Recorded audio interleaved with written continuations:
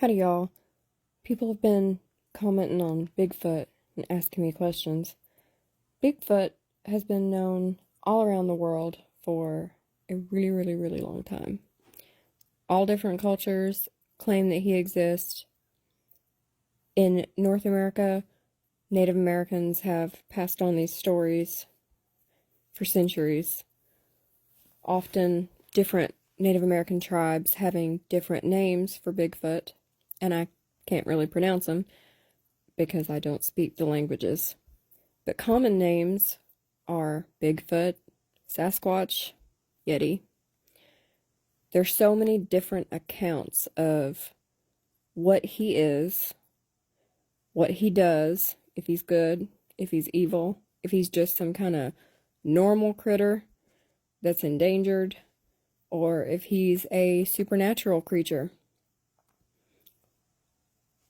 There are so many accounts of Bigfoot encounters by so many different people from pretty much before the country even started that it makes you kind of wonder what people are seeing.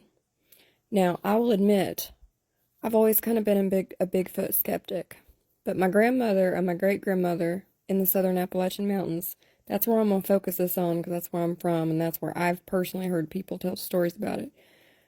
They both believe that Bigfoot exists. And my mama never really talked about it except just saying he was out there. And she was from way out in the mountains in a holler. Her daughter, my grandmother, she swears 100% that Bigfoot is real and that she has seen him. And despite all that, I still have always kind of been skeptical, but I try to be open-minded. And so many people make these claims. They produce hair that has allegedly been sent off for DNA sequencing and came back unknown with a little bit of some type of ape in it.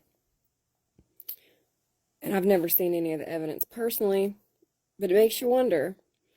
And he was named because a lot of people have found Bigfoot tracks, which is where he got the name Bigfoot here. Because his feet were, I think it said 24 inches long and 8 inches wide. Really wide, not sure on the number. So some people believe he's just a normal critter. That he's some leftover hominid that is endangered, and some people even say that Bigfoot needs to be protected as an endangered species. Other people believe he's a mythical creature. Some people say he's mean and that he's an omnivore and that he eats both like fruits and veggies and meat, such as fish, even bears. People have claimed to have encounters where they were just watched. And as long as they didn't engage, nothing happened. And he just disappeared. Other people have said they were stalked or preyed upon by Bigfoot, maybe chased. Some people say they just feel like they were being watched, felt like he was watching them, I guess, caught a glimpse, and then he just disappeared. The people who say he's supernatural, a lot of them think that he can travel interdimensionally. So he might be here. They've claimed there'll be a flash of light and then he just disappears. And they say that's how he travels between dimensions. There's been several reports, one even investigated by the government, of a UFO touching down and letting out 2 or 3 Bigfoot. And in one of these situations, the government investigated and said, oh, it just must have been a raccoon, but they never could explain the UFO sighting and what it was. And then it's happened in towns in other states close by not long after.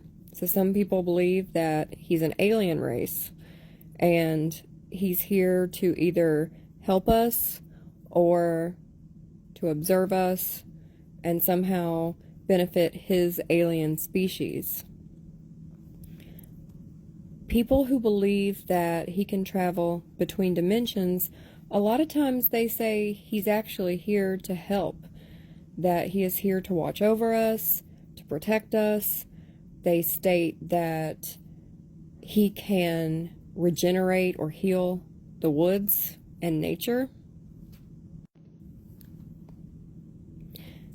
And a lot of people have claimed that Bigfoot has a way to speak with you telepathically. So they say he growls and groans and grunts, but apparently the earliest account of him speaking telepathically was from Native Americans. So they say, and people have came forward and said this has happened, that it's almost like they turn their voices into a human voice and talk to you in your mind. And there have been people that were in groups and all heard the same voice telling them something in their mind. Some of the people that believe he is not there to harm us have said, when seeing one, it said something along the effects in a female voice of, "Don't be afraid, I'm not going to hurt you, just don't come any closer." So that is one of the theories people have. They also say that he can kill animals that he might be hunting or whatever with hypnotism. They also say that he can throw his voice and that he can make it sound like he's coming from somewhere else, and that he can mimic a human voice.